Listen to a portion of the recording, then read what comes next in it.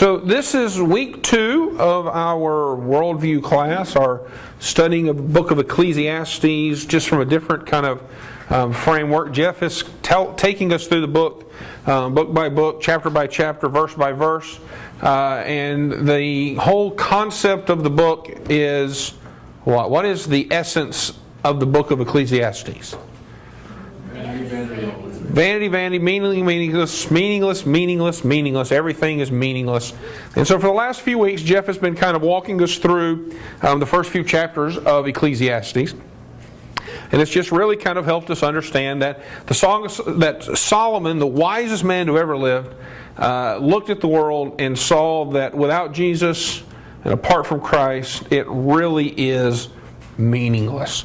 So today we kind of want to pick up where we were last week. So just a little bit of review, if we could. What did we say the definition of worldview was? What is our definition of worldview?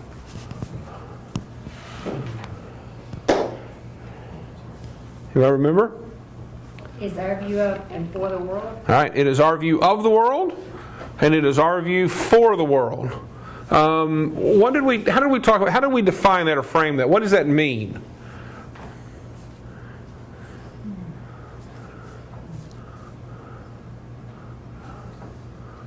Lens through which we look. Okay, so the lens through which we kind of talked about it as kind of like a worldview is kind of different sets of lenses, you know. As you look through the world with one set of lens, it tints the world a particular way. And if you look at it from a different set of lenses, it kind of tilts the world a different way. So you can look at the same information, the facts, and depending upon what set of lenses you're looking at that information from, it kind of dictates the conclusions that you come to. And we define that as our worldview. It's how we view the world, and it's how we kind of want to engage in that culture and that world. So we're going to spend time over the next several weeks just sort of breaking that definition, understanding the view of the world and a view for the world. And hopefully when we get finished with this thing, we have a biblical worldview and a better understanding of how to engage our culture to change it. Last week we also talked about our worldview pyramid. Remember the worldview pyramid? According to our worldview pyramid, what determines behavior? Values, right? Our values determine behavior, and what determines our values? Our worldview. So the worldview is that framework, that basis upon which we build our value system. And our value systems are things that kind of give us the idea of whether we like or dislike, agree or disagree, in favor of or against. And it helps us determine our behaviors. One of the things we talked about last week with our worldview pyramid is that our behaviors will always align with our worldview. We can't do things that are inconsistent with our worldview because it doesn't let us do that. We have to have a change in our worldview in order to change our values, in order to cause us to have a different sort of behavior model. So behavior is always tied to worldview. You can tell me you believe something, but show me is much more powerful. Sort of the whole concept of the book of James.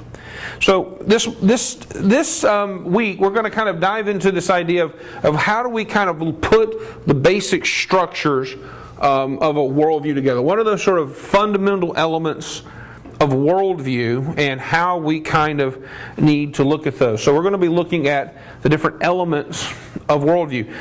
I encourage you, if you haven't, to kind of consider making sense of your world.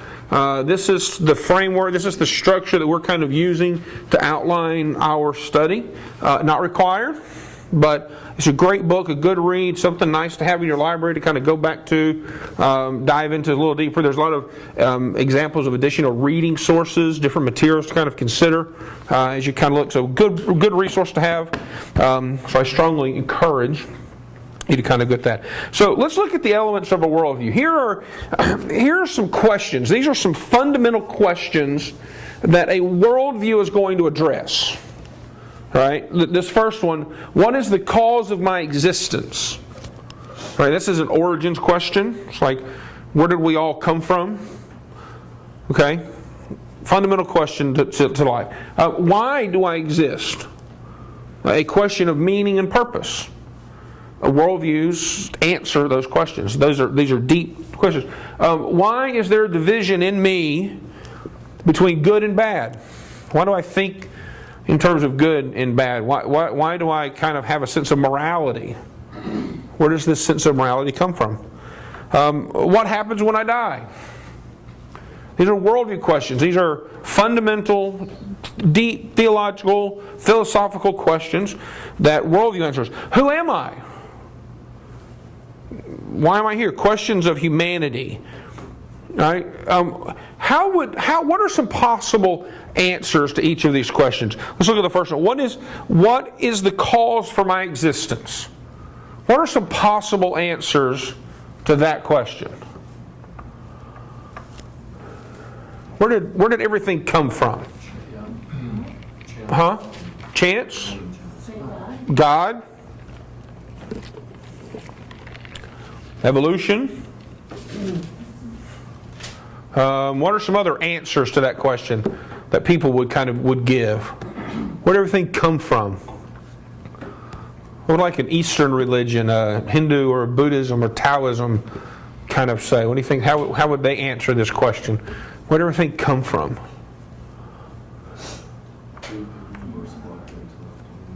Say again? I don't remember what they believe about origins of man, but the universe just brought it forth. All right, so the universe just sort of came into existence. If you're familiar with the word nirvana, with the band Nirvana, circa 1990. All right. Nirvana is this idea that you continue through your life until you reach this sort of a state of existence in which you become one with the universe. It's sort of an idea of transcendentalism, Eastern religions.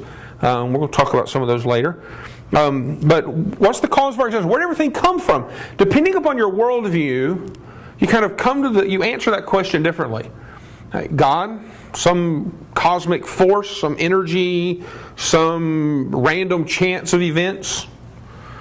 What about the second one? Why do I exist? What's the purpose for living? Why I live on this planet for a period of time? Why? What do I do? What are some answers to that question? To build a relationship with God. Westminster Confession gives us a wonderful answer, right? Chief end of man is to glorify God. Right, bring Him glory. I don't think I said that correctly. But what else? How else would people answer this question? Where does purpose and meaning come from? It's really hard to answer it without putting God in there. Okay, take God out of it for a moment. Without that, but it's hard to come up with it. Yeah. So imagine a godless idea. So we've got the God answer, right? To bring glory to God, honor God. So what would an answer look like if you didn't believe there was a God? To do as much good as you can. All right. Okay, to do as much good as you can for mankind. All right. Live for your family. Right. History. Live for your family, your ancestry, live for your history.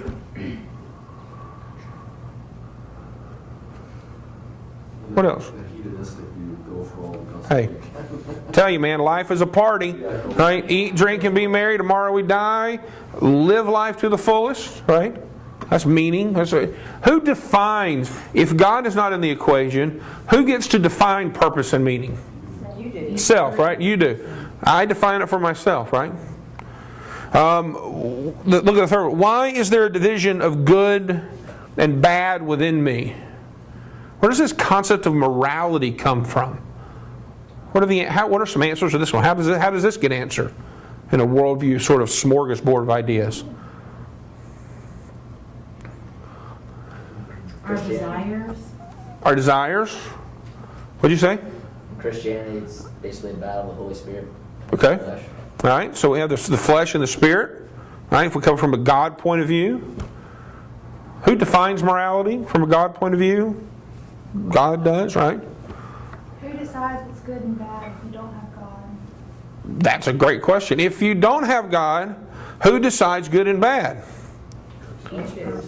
Each person, right? You decide ultimately, or the majority, right? If the majority of people say that's bad, then it's bad. Maybe that's it. Ultimately, though, who is the deciding factor? If God is not in the equation, ultimately you are the deciding factor, right? In terms of right and wrong, good and bad. But the even deeper question is, why do we have this idea of good and bad within us anyway? Right? Where does this concept of good and bad even come from? It's a worldview question. How you answer that question is really a deeper philosophical idea of your understanding of mankind and nature and God. It's a deeper question. Why, if there is no God, why is there even a concept of good and evil? Deep theological question. What happens when you die? What are some possible answers to that question? What happens when you die?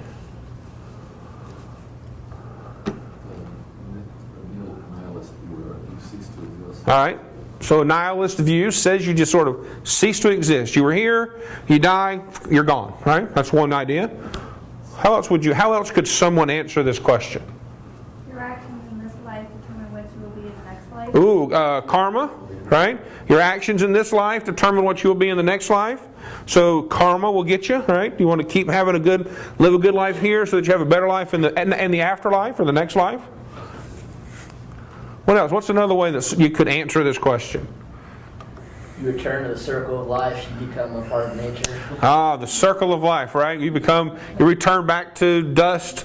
That would be a great movie. I mean, you could talk about a lion and a cub and how the circle of life, right? That'd be a great movie, right? So, how else you would answer this question? What happens when you die? Okay, it depends on if you accepted Christ or not. So if you come from a Christian sort of framework, you either go to heaven or hell for eternity. Right? Your worldview, there's a whole lot of answers to this question depending upon your worldview, how you frame it. Yeah, some people don't believe in hell. Some people don't believe in They hell. think everyone's going to heaven. Right? All roads lead to heaven. It's just a matter of what path you choose to get there, right? This sort of pluralistic sort of view of the world. Why am I here? What does it mean to be a human being? What separates you from the animal? Is there anything that separates you from the animals? Are you an animal? What does it mean to be a human being? You have a soul and a spirit. Soul and spirit? Okay. Soul and spirit. That would be sort of really kind of a theology, maybe a Christian or someone who has a theist view of the world, have a soul, or maybe even a Eastern religion, Eastern mysticism, this cosmic force, the life force that lives within us. Being created in the image of God. Bearing God's image, being created in the image of God. Like, we live in a world today where technology is really advancing very fast. And robots are sort of coming on the scene. Artificial intelligence is coming on the scene. The question is there's a great movie that's coming out that deals with this very topic. I don't know if it's a great movie, I've just seen the previews. There's a movie that's coming out that's dealing with this very topic, artificial intelligence and humanity, and what does it mean to be human? Is it because you have the ability to question and ponder the big questions of life? Chimpanzees and monkeys can't do that, therefore they're not human. I mean, what does it mean to be human? You know, these are deep questions that have huge real world implications. You know, if there's nothing intrinsic or nothing special about human beings and we're just simply biological machines, you know, the brain is just simply chemistry happening inside these little synapses, then you're just simply boiled down to biology, just chemistry taking place. Can't we do that with computers? So is there anything different between what makes you so special? These questions, these big questions, this isn't all of them. There's others that you could probably throw on the board here, but these really are the fundamental questions of worldview, because from these questions come purpose and value, which leads to behavior and how we act and what we do.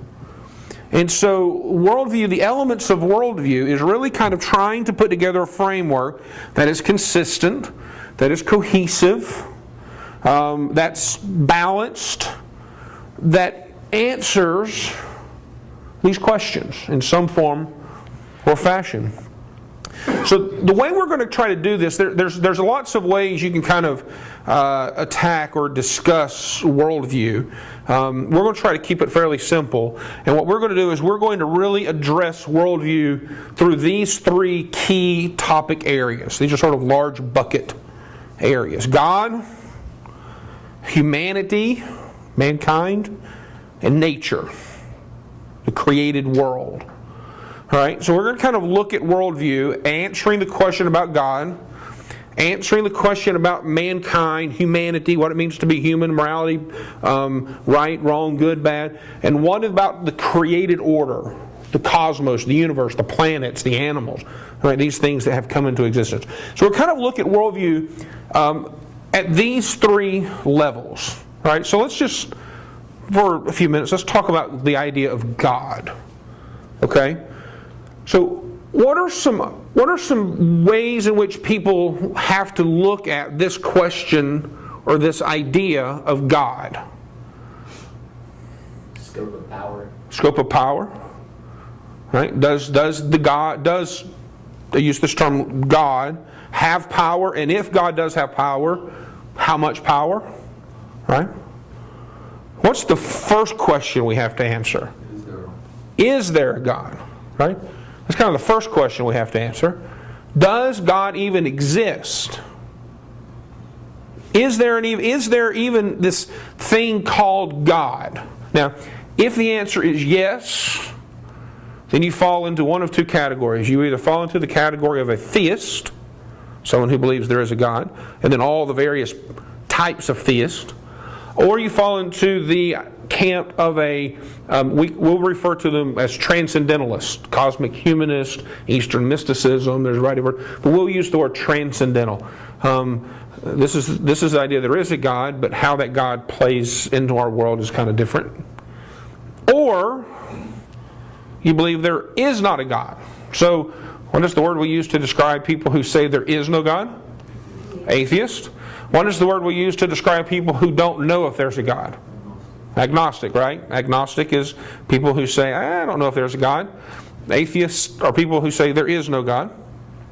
So that is the first question. Is there a God? If there is a God, there are implications to that. How powerful is this God? What does this God do? Is he involved in this world? Is he not involved in this world? Is he a personal being, or is he sort of like just a force, like Star Wars? Use the Force, Luke, right? Is he a force? An energy? You know, your energy is really kind of messed up today. You need to get your energy. Is it energy? Is it just sort of a cosmic kind of thing? Or is he a personal being? Is he powerful? Is he weak? Is it a he? Is it a she? I mean, if there is a God, what kind of God? If there is a God, is this God knowable? I mean, can we know God, or is God outside our knowledge, our ability to know him or her or it? I mean, so yes, there's a God. No, there's not a God. If there is a God, well, what does that mean? How do we know about this God? So worldview really dives into this idea of how do we know about God? What is God like? Or there really isn't a God, so it's kind of a moot point. Move on to the next topic. Right? We deal with this issue, and as we kind of go through, we're going to break worldview into three large buckets of worldview, and we're going to look at this question for each of those buckets. Is there a God? Yes or no? If there is a God, how does that God work? Right? So if there is a God, what are the basic characteristics of that God? Right? What about humanity? What is man? How would we kind of address or look at humanity?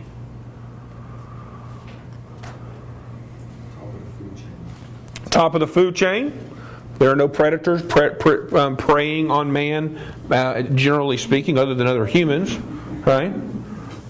So top of the food chain. How else would we describe humanity? The image of God. the image of God, right? Coming from a theist kind of framework. God's in the equation. Advanced primates. Advanced primates, right? We are simple animals, advanced a little bit more than the chimpanzee or some creature somewhere along the line, right? We are simple biological machines. Take some DNA, mix it together with some proteins, a little water, a little of this, a little of that, mix together a test tube, out comes human beings, right? I mean, we're simple biological machines, right? Body, soul, and spirit? Body, soul, and spirit, trichotomy kind of view of mankind. We have multi-nature. It depends on how we... So, man, how do we look at man? What really defines a human being? Where does their value come from? Are they just simple animals? You treat them like other animals? If we are animals, what makes us any more special than any other animal? Right? I mean, should you protect all animals equally? Dolphins, chimpanzees, humans, whichever. I mean, what determines the value of humanity? Why do some people have a concept of good and bad, other people don't? Why do some people have a view of the world in one way and other people don't? Where does this concepts of what it is to be a human, where do they come from? Where do they originate? Is it social? Is it because of the culture that you're sort of brought up into? Is it because of the genes that you have? Right? You realize genetically, here's a genetic fact for you. We'll call it a fact. Your DNA and my DNA is about 98% the same as chimpanzees. Realize that? We have fingers, they have fingers. We have skin, they have skin. We have hair, they have hair. We have a brain, they have a brain. We have a skeleton, they have a skeleton. Most of our biology is very similar. 2% difference genetically, 2% difference between chimpanzees and humans. So does that mean that we are just 2% away? 2 whatever numbers, units, percentage points up the evolutionary scale? What does that mean? Right? How we answer that question is going to affect our value system, and it's going to affect our behavior. How do we treat other people? Treat them like animals? Or we treat them like special creatures created by God?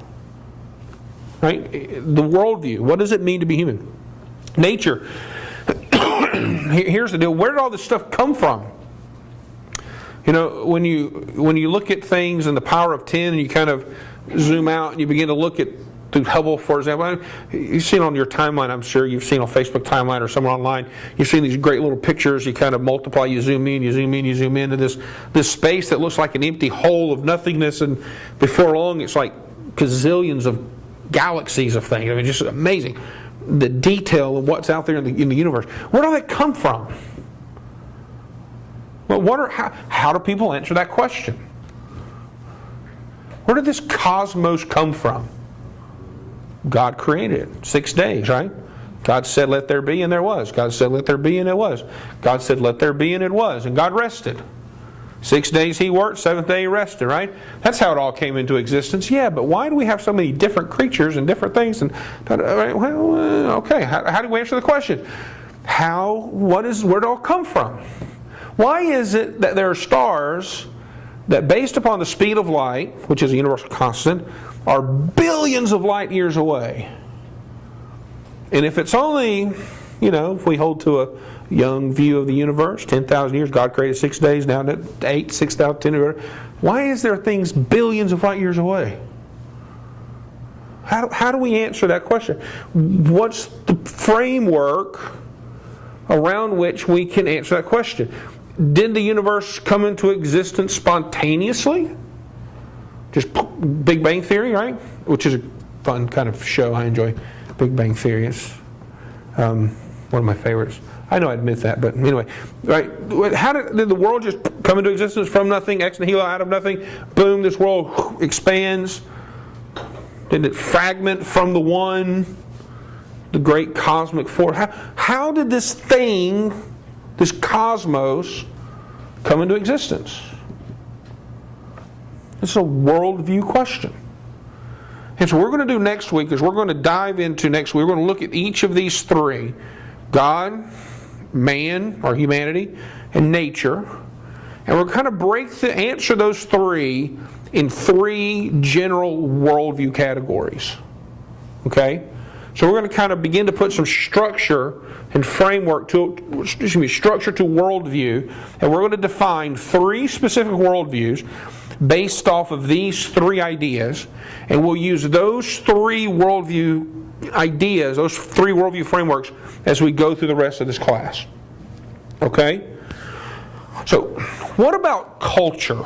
So here's a factor that I think is important to be mindful of. Are you Christian? I use that term loosely. Are you a Christian because you were born in the South? Would people that are born in India, are they Hindu because they were born in India? I mean, is culture a factor in determining your worldview?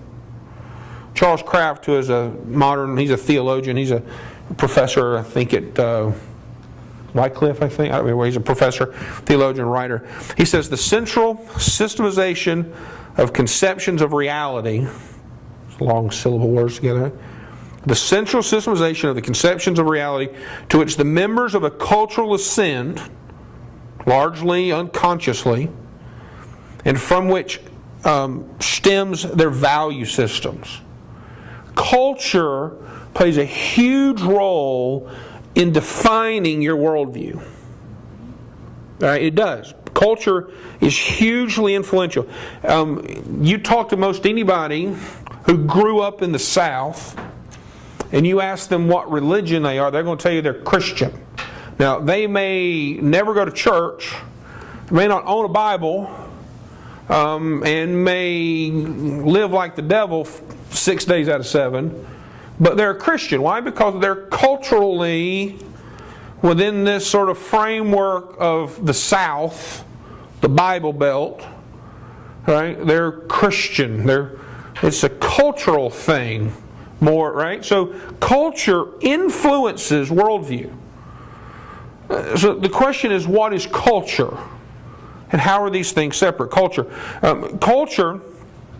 is a socially integrated system of behavior, patterns, that characterize a member of the social group, but are not the result of biological inheritance. Now, what does that sentence mean? Can someone explain to me what this sentence means? People act alike when they're born that way, but they just grow into similar enough behavior that they can relate to each other. Okay, so people that live near each other, live together, kind of adapt similar behaviors. It's not because of genetics, right? It's not because, well, you're dark-skinned or light-skinned because you're born that way, right? It's because, I grew up in a redneck country, right? Redneck country. We're characterized, Jeff Foxworthy has epitomized and helped define the country redneck. I grew up redneck, cars in the yard, grass growing up around them, sweet teas, what you were nursed on. I mean, it was just southern, just redneck, not highly educated, but we were country folks, or at least most of them grew up that way. There's a cultural influence, right? When people within the group there's a social group that kind of affects behavior, and so you all kind of start walking and talking and acting a certain way. There's a culture, like the culture of Texas, right? You can't go to Texas and live in Texas very long without start talking like you're from Texas.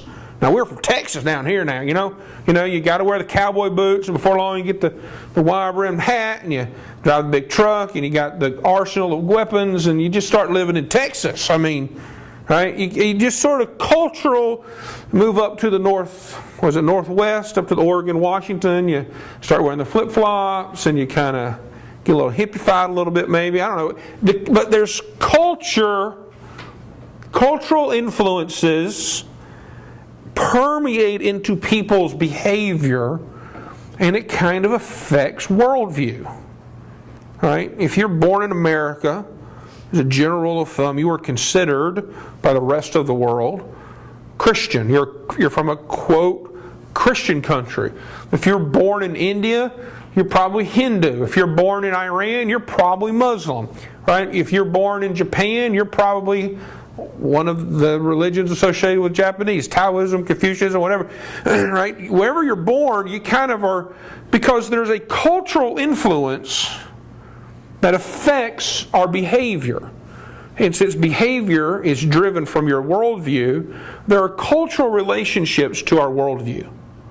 Right? It's natural, it's part of the way things are. So when you look at culture plus worldview, here's kind of the essence of what we're getting at. Worldview is kind of the heartbeat of the culture.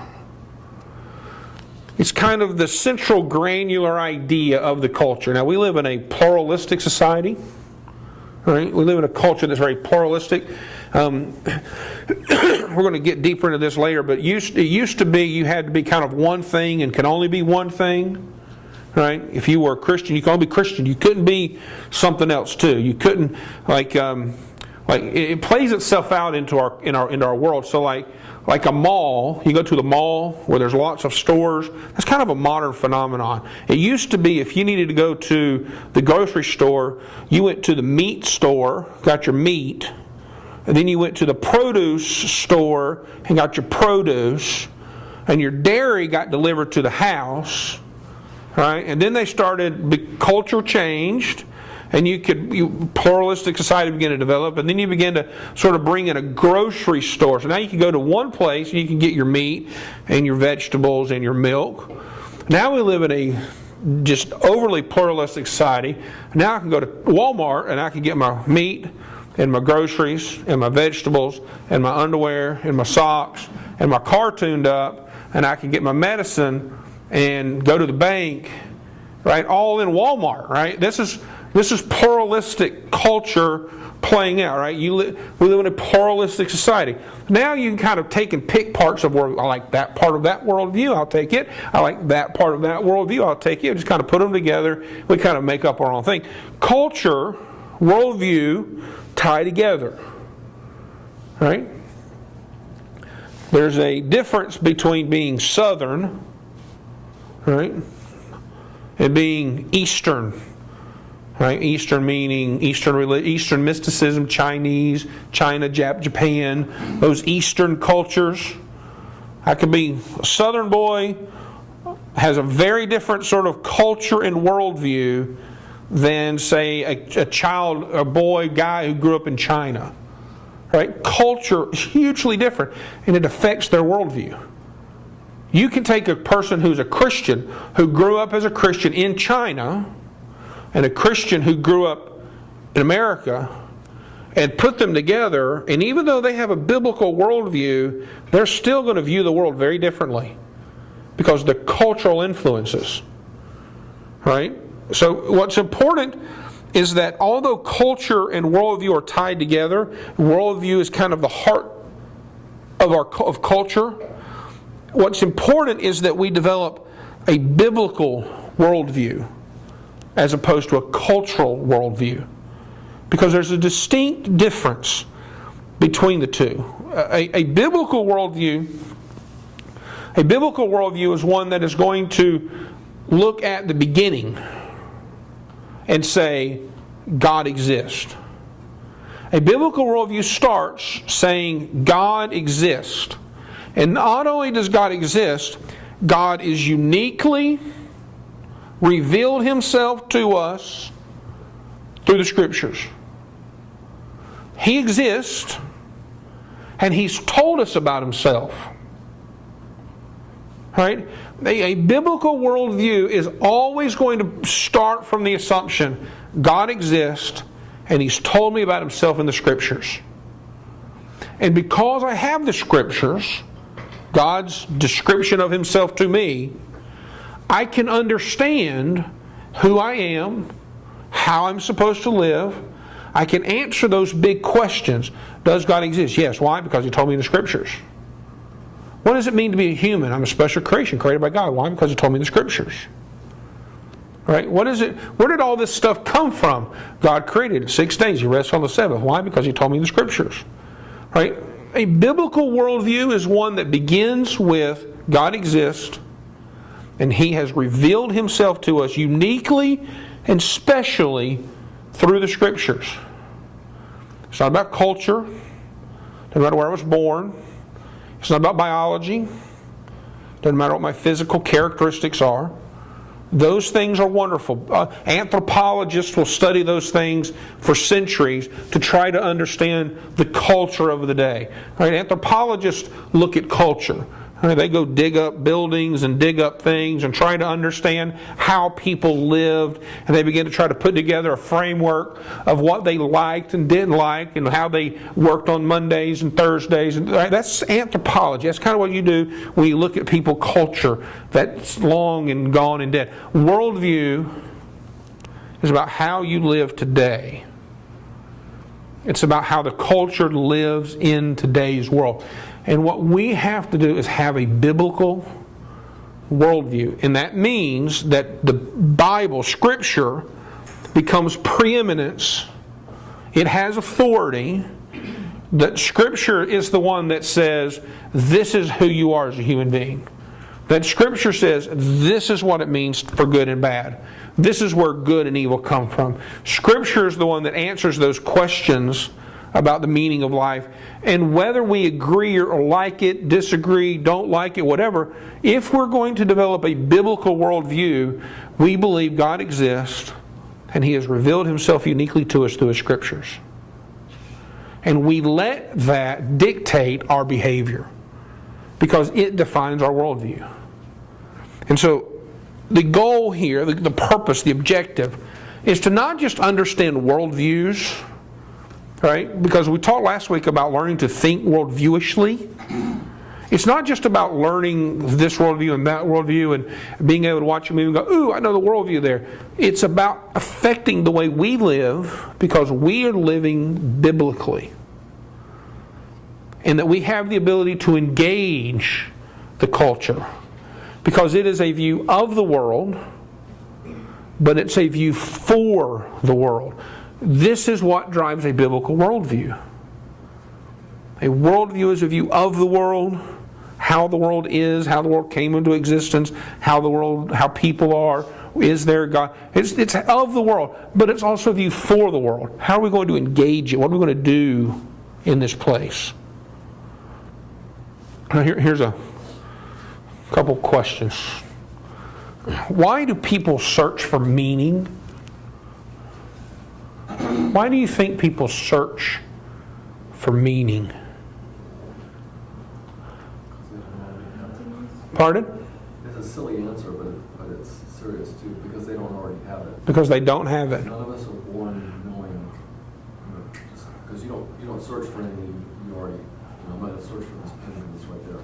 But if you don't have it, you don't know where it is, you don't know what it is, you have to look for it. So. Okay. So if it's something that you're born, you don't already have it. So it's something that you have to search for and look for, right? Good. Why else? Why do people search for meaning? Because God created a hole in us that we need to fill, that we're supposed to fill with Him. Okay. God created a hole in us that needs to be filled, and we search for meaning. Do all cultures and all people search for meaning? It is a universal truth that everybody wants to know, why am I here? What's the purpose of my life? It's the Forrest Gump moment, right? Remember Forrest Gump? Mom's about to die. Mama, why am I here? Oh, Forrest, life is like a box of chocolates. You just never know what you're going to get, right? Like, what is why? What's the purpose? Everyone is searching for purpose because purpose and meaning validates us. It means that there's something to me that is good, that has value, and so we search for that. And if we look to purpose and meaning apart from God, if God is not in the equation, Where does purpose and meaning come from? Things. What makes me feel good? What makes me feel good?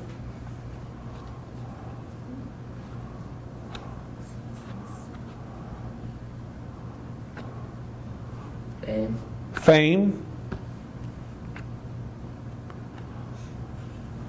Have you seen stories? Maybe in the paper, maybe a friend, maybe on the movies, whatever it was.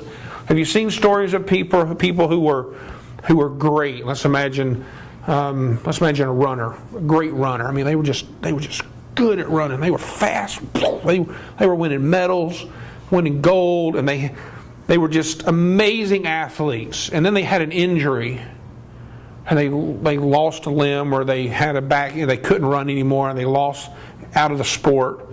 And then you listen to them talk, and what's sort of the general sort of message that comes from that story?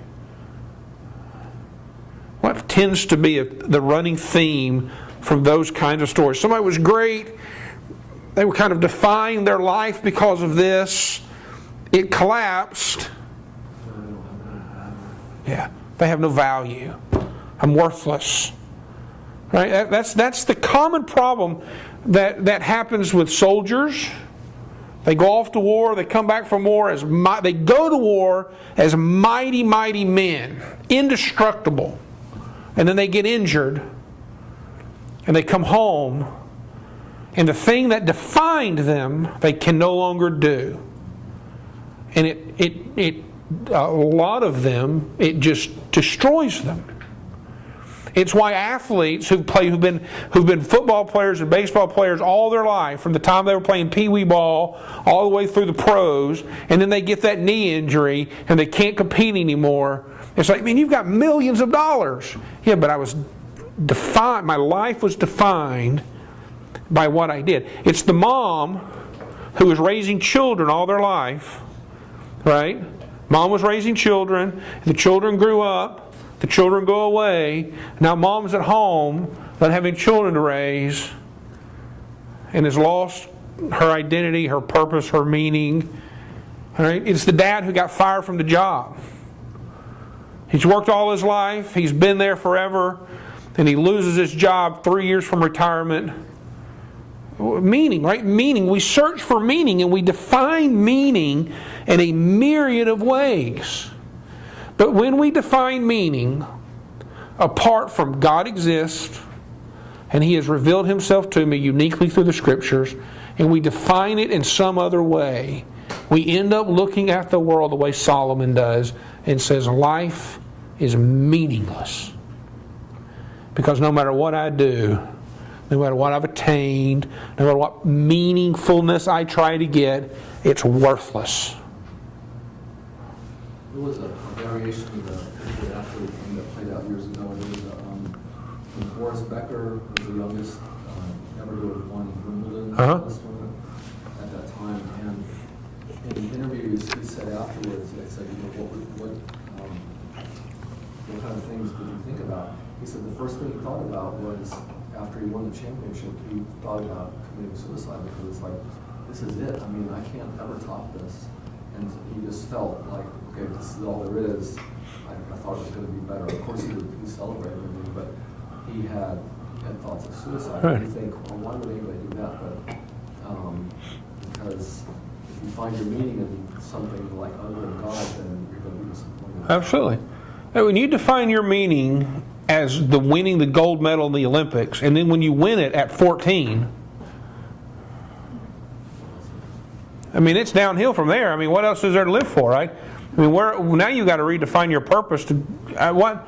Right? When we define meaning, and everybody in all the world is looking for meaning. And this is a worldview issue. This isn't about social. It's not about psychology. It's not about jumping into your work. It's not about any of those things. Solomon has addressed it over and over again in the book in Ecclesiastes. Over and over again. I've tried this. I tried that. I tried this. I tried that. It becomes meaningless when we don't start with God and the Scriptures. So that's a challenge as we go through this process of understanding worldview. It's not simply an exercise in being able to understand and recognize worldviews. The goal and the objective is to help us develop a biblical worldview so that we're thinking about mankind biblically. We're thinking about our identity biblically. We're thinking about the nature of this universe biblically. And then our responsibility to those things. It's a view of the world, and it's a view for the world. So as last week we kind of ended looking at the worldview pyramid. This week I didn't put any of the little answers there. So what is the base of our pyramid?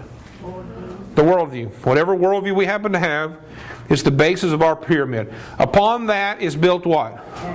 Our value system. Those things that we put value in, we attain some sort of affinity for, which always dictates or leads to our behavior. Always leads to our behavior. So next week we're going to look at those three things: God, humanity, and nature. And we'll look at three distinct worldviews and how they answer those three ideas. How do they answer God? How do they answer the God question? How do they answer the nature, cosmos question? And how do they answer the man question? And those three worldviews will be the worldviews that we kind of use to drive our discussion for the rest of the time.